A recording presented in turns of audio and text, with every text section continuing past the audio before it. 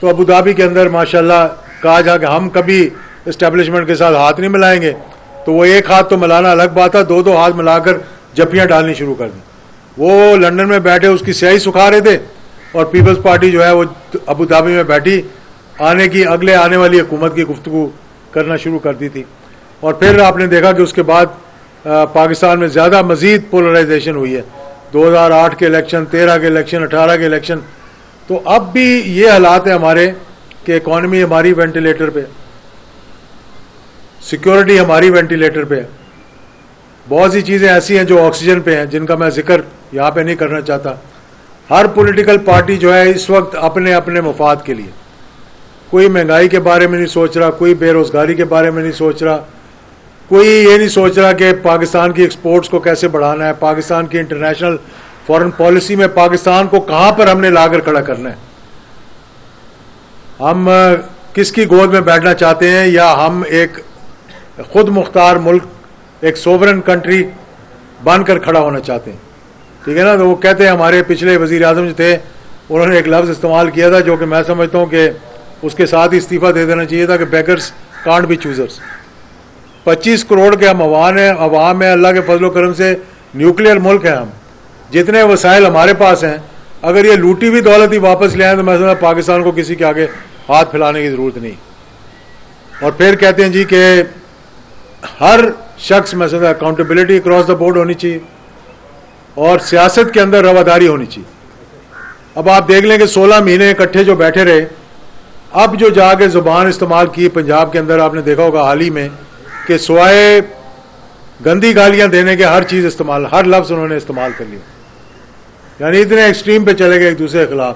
اور آج بھی میں سمجھتا ہوں کہ یہ ساری نورا کشتی، یہ ساری جماعتیں الیکشنز کے بعد اکٹھی ہو کر وہی پی ڈی ایم 2 بن جائے گا جیسے کہ پی ڈی ایم 1 تھا پہلے. کسی کو مہنگائی کی اپنے اپنے مفادات کا تحفظ کر لو اور بچ جاؤ، ورنہ کوئی ایک اور رو انوار کھڑا ہو کے اندر کی باتیں جو ہے وہ بتانی شروع کر دے گا، تو پھر وہ اس کو رپیٹ بھی نہیں ہم کرنے دیا. اور خیر سوشل میڈیا آج کل ہے جو کہ بہت چل رہا ہے. دوسری بات یہ کہ جو یہ دوریاں ہیں ان کو ہم نے نزدیکیوں میں تبدیل کرنا ہے، پاکستان کو اس کے نظریاتی ڈگر پہ ڈالنا ہے. جس مقصد کے لیے پاکستان بنا تھا، جس مشن کے لیے پاکستان بنا تھا کہ ہم اس ملک کو اسلام کے نام پہ بنائیں گے، اسلام کے نام پہ یہ چلے گا، اور اسلام ہی ہمارا محور ہوگا، دین ہمارا محور ہوگا اس ملک کا.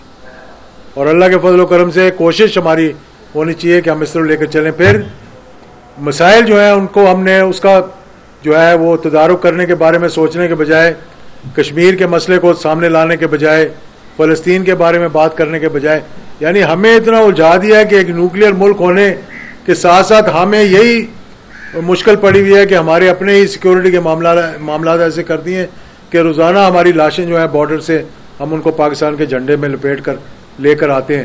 اور یہ بڑے ایک دکھ کی بات ہے جو میں کر رہا ہوں کہ ہمارے پڑوسیوں کے ساتھ پہلے ہمارا ایک ایسٹرن بارڈر ہوتا تھا، ایک ویسٹرن بارڈر ہوتا تھا، ایک مشرقی بارڈر ہوتا تھا ہندوستان کے ساتھ، ایک مغربی ہوتا تھا افغانستان کے ساتھ.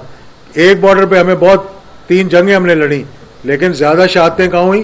دوسرے بارڈر سے جہاں پر امن و امان ہونا چاہیے. تو اس لیے کراچی میں آیا ہوں کیونکہ کراچی پاکستان کی اکانومی کی ریڑھ کی ہڈی ہے.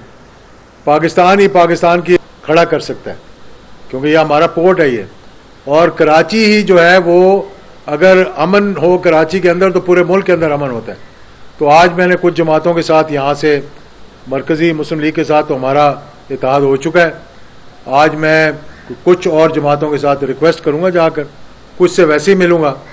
جی ڈی اے کے ساتھ میری ملاقات ہے، اس کے بعد پیر صاحب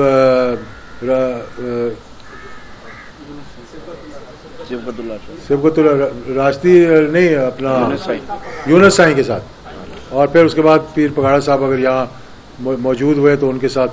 وہ یونس سائیں کہہ کر نام ہی بھول جاتا ہوں میں، صدر الدین راشدی صاحب. تو ہمارے بڑے عزیز دوست ہیں، بھائی ہیں، ہم پارلیمنٹ میں اکٹھے رہے. میرے والد کے پیر صاحب پگاڑا کے ساتھ بہت ہی قریبی تعلقات ہیں.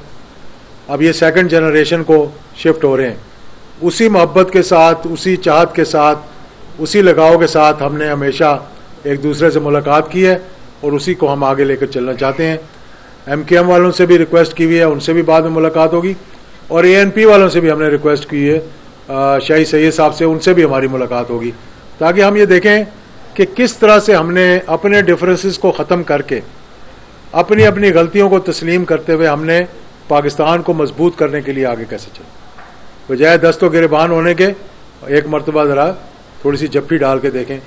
میں بس جپھی تک ہی رہیں تو وہی بہت اچھا ہے، اگلی بات نہ ہی کریں. تو بہت بہت شکریہ. آپ کا کچھ سوال پوچھنا ہے تو آپ پوچھ سکتے ہیں.